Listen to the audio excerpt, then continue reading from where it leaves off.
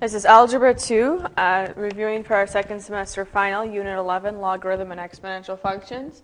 So we have this problem, and we want to say if it represents growth or decay, which would be the correct formula to use, and then we will actually go ahead and solve it. So in 2000, the population of the state of Georgia was 8.18 million people.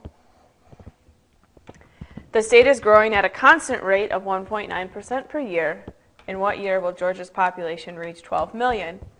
Well, first off, this represents growth because it clearly says that the state's population is growing.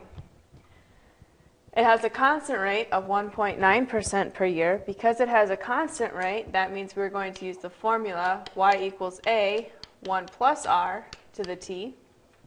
And now we're going to solve. We want to know what year Georgia's population will reach 12 million. So that's our ending population that we want, 12 million. Our starting population is 8.18 million.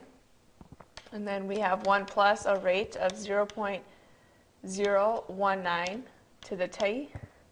So now we have to get our variable alone, which is in the exponent. So we're going to divide by 8.18. So 12 divided by 8.18 gives you 1.46699, which is then equal to 1.019 to the t. To get our time out, we can now take the log of both sides. So we have one log of 1.46699 is equal to the log of 1.019 to the t.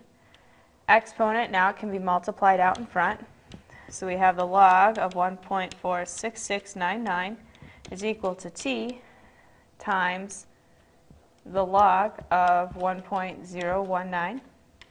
So now we just have to divide both sides of the equation by 1.019, the log of 1.019.